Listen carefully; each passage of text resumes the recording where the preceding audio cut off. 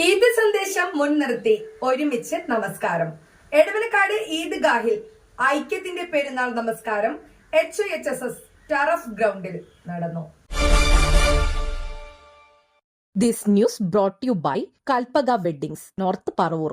Edavanakkad Eidgah committee Edavanakkad Hidayathul Islam school ground Irshad നഗറിൽ സംഘടിപ്പിച്ച ഈദ്ഗാഹിന് KNM സംസ്ഥാന സെക്രട്ടറി M സൊലാഹുദ്ദീൻ മദിനി നേതൃത്വം നൽകി.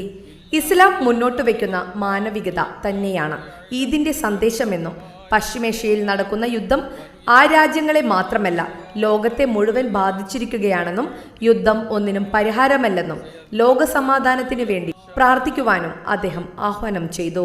സ്ത്രീകളും കുട്ടികളും അടക്കം നൂറുകണക്കിന് വിശ്വാസികൾ ഈദ്ഗാഹിൽ പങ്കെടുത്തു. ന്യൂസ് ഡെസ്ക് നാട്ടുവാർത്ത എടവനക്കാട്. അല്ലാഹു അക്ബർ എന്നുള്ളത് നാം മറന്നു പോകാതിരിക്കുക. അള്ളാഹു ഏറ്റവും വലിയവനാണ്, അതിനപ്പുറം വേറെ ആരുമില്ല. എത്ര വലിയ സമ്പന്നനായിരുന്നാലും, എത്ര വലിയ കോടീശ്വരനായിരുന്നാലും, എത്ര വലിയ സ്വാധീനമുള്ളവനായിരുന്നാലും ശരി, അവരൊക്കെ ഈ സൃഷ്ടാവായ അള്ളാഹുവിന്റെ താഴെ മാത്രമാണ്. അള്ളാഹുവാണ് ഏറ്റവും വലിയവൻ, അവന് മീതെ മറ്റൊന്നില്ല. അതാണ് ഇതിലൂടെ നാം വിളിച്ചു പറയുന്നത്. ആ വിളിച്ചു പറയൽ നമ്മളുടെ ഹൃദയത്തെ സ്വാധീനിച്ചുകൊണ്ടായിരിക്കണം എന്നുള്ളത് ഈ സന്ദർഭത്തിൽ നാം ഓർക്കുക.